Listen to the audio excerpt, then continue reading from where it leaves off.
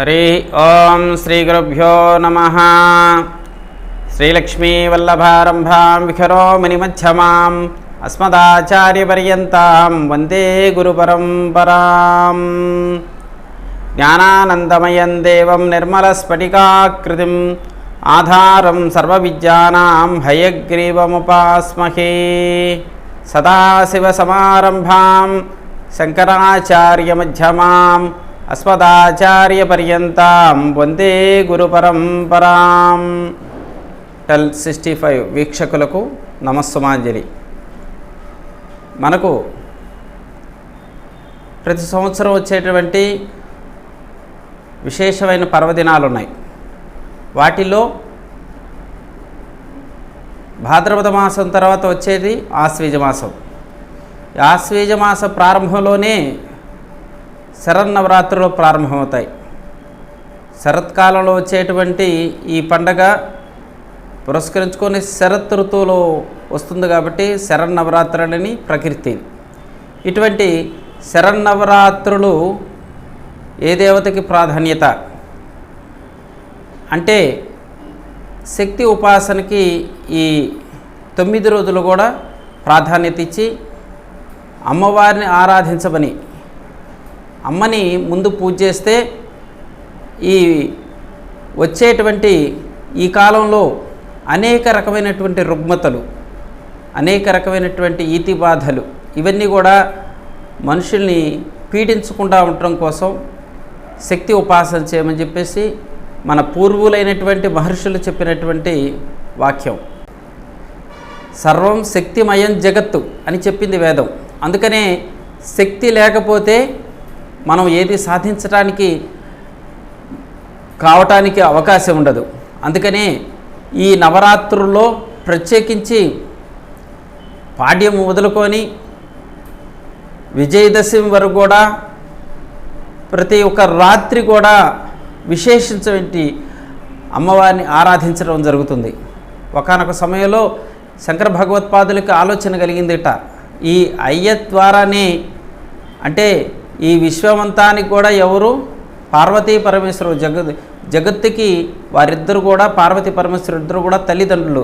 జగత పితరం వందే పార్వతీ పరమేశ్వరం అని చెప్పినట్టుగా అయ్యగారు గనక ఉంటే చాలు అన్నీ జరిగిపోతాయి అని చెప్పేసి అనుకొని, ఇక స్వామివారు కూడా అయ్యగారు కూడా ఏమనుకున్నాడు, నేను కూడా ఏమాత్రం చేయగలవాడను, నేను ఏదైనా చెయ్యాలని అనుకుంటే చేయదలుచుకుంటే స్త్రీమూర్తి అయినటువంటి పార్వతీదేవి సహాయం లేకుండా, ఆ శక్తి సహాయం లేకుండా నేనేది చేయగలిగేవాడినా అని ఆయనే అనుకున్నాడు. ఆయనంతటా ఆయనే అంటే నేనే అనుకున్నవాడే అంతా నిబిడీకృతమైనటువంటి వాడే ఈ మాట అన్నాడంటే ఇంకా బ్రహ్మదేవుడి గురించి చెప్పుకోవాలి. ఇంకా ఆయన కూడా 4 తలలు ఉన్నాయి. చతుర్ముఖ బ్రహ్మ కదా, ఆయన 4 తలలు కూడా ఎప్పుడు కూడా వేదాలను వల్లిస్తూ ఉంటాడు, సృష్టిని సాగిస్తూ ఉంటాడు. సృష్టిలో ఏ విధమైనటువంటి కొత్త మార్పులు తేవాలని చెప్పేసి ఆలోచన చేస్తూ ఉంటాయట ఈ చతుర్ముఖాలన్నీ కూడా. అటువంటి వాడికి కూడా ఏ రకమైనటువంటి శక్తి ఉంది అని ఆలోచిస్తే తన సతి అయినటువంటి సరస్వతీదేవి శక్తి ద్వారానే ఇదంతా కూడా జరుగుతుంది అని చెప్పేసి గమనించాట బ్రహ్మదేవుడు కూడా. అదే అందుకనే శక్తియుతమైనటువంటి ఆ ఉండటం చేతనే ఈ ఇద్దరు కూడా సాధిస్తున్నారు అని ఆ యొక్క విశేషాన్ని గురించి చెప్తూ, ఇక శ్రీమన్నారాయణమూర్తి గురించి చెప్పుకుంటే ఆయన అన్నింటినీ నిబిడీకృతమైనటువంటి వాడు, అన్నీ తనలోనే ఉన్నటువంటి వాడుగా భావిస్తూ ఆయన ఉంటే ఆయన కూడా చెప్పాట ఇదే మాట, లక్ష్మీ దేవి గనక నా వక్షస్థలం లేకపోతే ఈ యొక్క ప్రకృతి అంతా కూడా, లేకపోతే ఈ రాక్షసుల మీద కానీ ఏ ఇతరత్రమైనటువంటి పరిపాలనా విధానాన్ని నీ చేయ సమర్థుడు కాదే. అటువంటి ఆ లక్ష్మి లేకపోతే నేను ఏ సాధించడానికి నాకు అవకాశాలు ఉండవు, అవకాశం రాదు కూడా. ఎందుకంటే నా వెనక ఆ లక్ష్మి అనేటువంటి శక్తి అనేది లేకపోతే వచ్చేటువంటి విపత్తుల నుండి కూడా ఎదుర్కోవడం చాలా కష్టం. అందుకనే ఆయన కూడా ఎప్పుడు కూడా కళ్యాణకారకమైనటువంటి లక్ష్మీదేవిని దగ్గర పెట్టుకున్నాడు. దగ్గర పెట్టుకుంటే ఆ లక్ష్మీదేవి యొక్క మహిమ చేతనే ఆ స్వామిని వేడుకోవటం అందరూ కూడా. అందుకనే మనకి ఆ స్వామి ఎవరైతే ఉన్నారో, ఈ త్రిమూర్తులు ఎవరైతే ఉన్నారో వారందరినీ ప్రకీర్తించడం కోసం ఈ శక్తి అనేటువంటిది అమ్మ గనక లేకపోతే వారు నిర్వీర్యులైపోతారట. అటువంటి మహత్తరమైనటువంటి శక్తి ఉపాసన చేయమన్నారు ఈ యొక్క మాసంలో. అందుకనే ఈ యొక్క నవరాత్రుల్లో వివిధమైనటువంటి రూపాల్లో ఒక లక్ష్మీ, పార్వతి, సరస్వతులుగా ఈ ముగ్గురమ్మలని ఆరాధించడం జరుగుతుంది. ఎందుకంటే ఈ మహాలక్ష్మి, మహాపార్వతి, మహాసరస్వతి అని చెప్పేసి ఆ యొక్క అమ్మల్ని ముగ్గురు దేవతలుగా, ముగ్గురు శక్తులుగా ఆరాధించడం అనేది, ఈ త్రిమాతలను ఆరాధించడం అనేది చాలా విశేషంగా చెప్పింది. అందుకనే ఈ త్రిమాతల ఆరాధన వలనే ప్రారంభమైనటువంటి ఈ శరత్కాలంలో తర్వాత మధ్యలో ఎవరిని ఆరాధిస్తారు? సరస్వతీదేవి మూలా నక్షత్రం రోజున ఆరాధిస్తారు. అట్లాగే ఈ 10 రోజులు అమ్మవారి శక్తి సరస్వతి, చివరి రోజున ఆశ్వీజ శుద్ధ బహుళంలో వచ్చేటువంటి అమావాస్య ఏదైతే ఉందో అమావాస్య రోజున దీపావళి అమావాస్య వస్తుంది. ఈ దీపావళి అమావాస్య రోజున ఎవరిని ఆరాధిస్తారు? లక్ష్మీదేవిని. అంటే ఈ మాసంలో వచ్చేటువంటి ఆ యొక్క దేవతలు ఎవరైతే ఉన్నారో వారెవరు?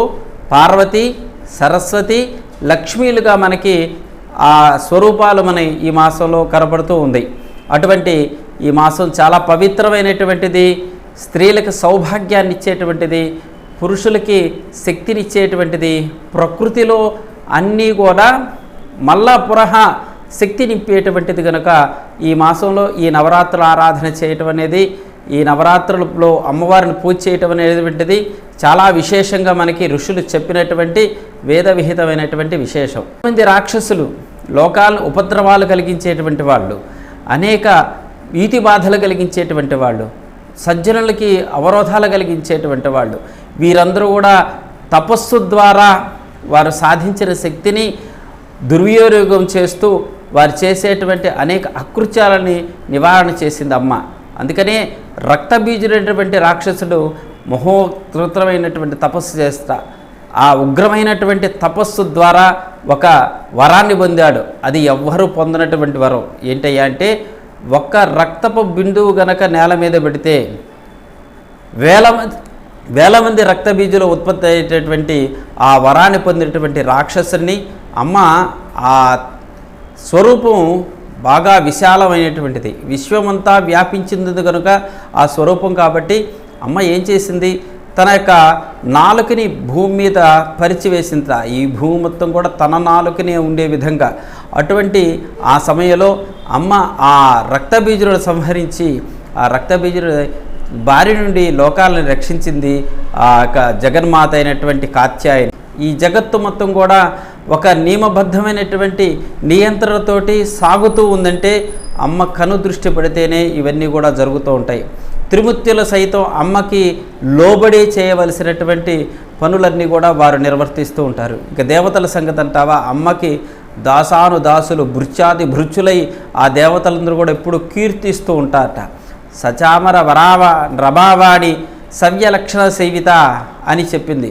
అంటే రమాదేవి ఆ సరస్వతీదేవి కూడా అమ్మకి పక్క నుండి వింజామరలు వీస్తూ అమ్మని సేవిస్తూ ఉంటారు. అటువంటి త్రిపుర సుందరి, లలితా త్రిపుర సుందరిగా మనకి ఖ్యాతి పొందినటువంటి దేవత.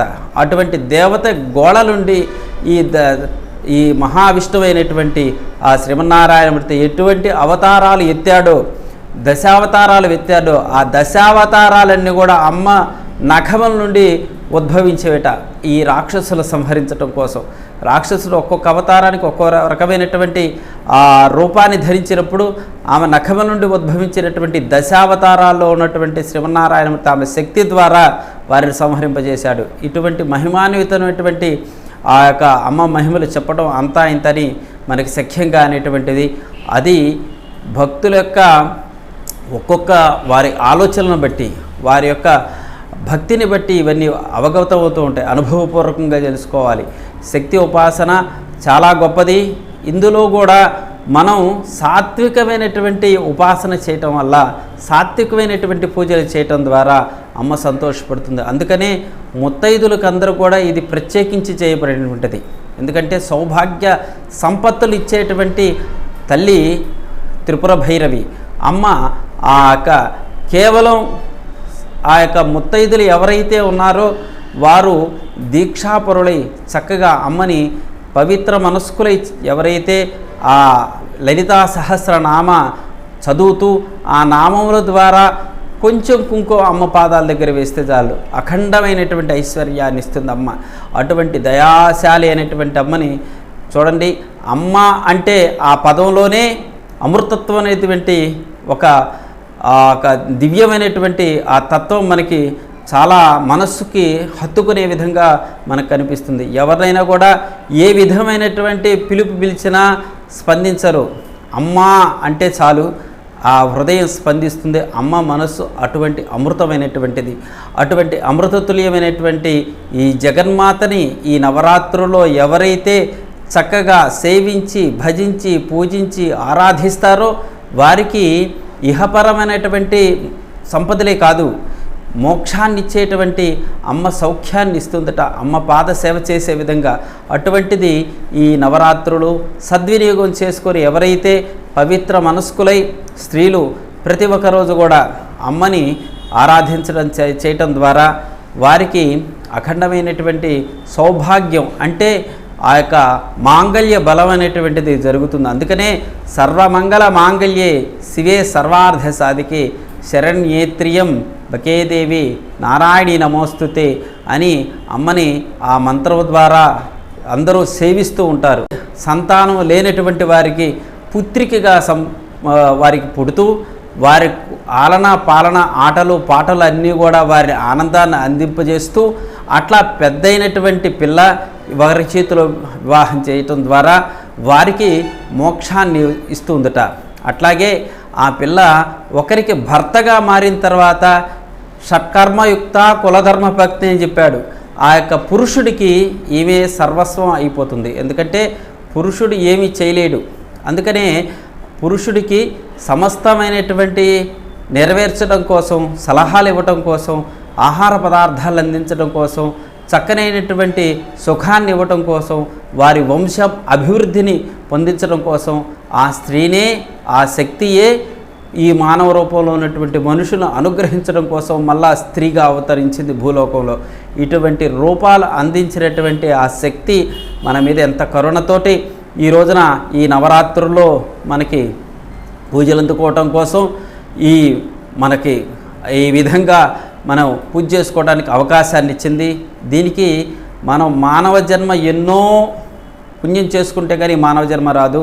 ఈ మానవ జన్మ సార్థకత చేసుకోవాలంటే ఈ యొక్క అమ్మ ఆరాధన వలనే ఇవి సాధ్యపడతాయి. అందుకనే మనమందరం కూడా ఈ నవరాత్రుల్లో మనం చేయవలసింది ఏంటంటే పవిత్ర మనస్కులై మనమందరం కూడా శక్తి కొలది అమ్మను ఆరాధించటం, స్త్రీలను గౌరవించటం, స్త్రీలని చక్కగా పూజ్యభావంతో చూడటం, వారి మీద అత్యాచారాలు అనేటువంటివి మన మనసులోకి కూడా రానివ్వకుండా చూసుకొని వారిని పూజ్యభావంతో ఎప్పుడైతే మనం చూస్తామో వారు మనని అనుగ్రహిస్తారు. అంటే ఇంట ఏ స్త్రీ అయితే కట్టతడి పెడుతుందో ఇంటికి అరిష్టం అని అంటారు. ఎందుకో తెలుసా? ఆ శక్తి స్వరూపిణి రూపాలే ఈ స్త్రీలందరూ కూడా. అందుకనే మనం ఆ యొక్క స్త్రీని ఎక్కడైతే పూజింపబడతాడో అక్కడ దేవతలు ఉంటారని కూడా చెప్తున్నారు. నియమనిష్టలతోటి శ్రద్ధాభక్తులతోటి ఎప్పుడైతే అమ్మను ఆరాధిస్తామో అప్పుడే అమ్మ అష్టైశ్వర్యాలు భోగభాగ్యాలు మనకు అనుగ్రహిస్తుంది. కానీ మనం ఎప్పుడు కూడా అమ్మని తృణకృత భావంతో కానీ లేదా అమ్మని తోళ్ళనాడటం కానీ లేదు అని చెప్పి మూఢభావంతో కానీ ఉంటే మనకే ప్రమాదం అవుతుంది. అటువంటి ఆ యొక్క తల్లిని ఎప్పుడు కూడా నిత్య నిరంతరం పూజించటం, సేవించటం, భజించటం మానవుల యొక్క కర్తవ్యం. ఈ విషయాన్ని గమనించుకొని ఈ శక్తి అంతా కూడా మనకి జగత్తు మొత్తం నిండి ఉన్నది. సర్వం శక్తిమయం జగత్తు అని చెప్పి వేదాన్ని చెప్పిన ప్రతిపాదన మనందరూ కూడా ఆచరించి నవరాత్రి ఉత్సవాలు వైభవపేతంగా చేసుకోవాలని చెప్పేసి మనందరం కూడా ఆ యొక్క శక్తి మనకివ్వాలని అమ్మ ఆకాంక్షిస్తూ స్వస్తి.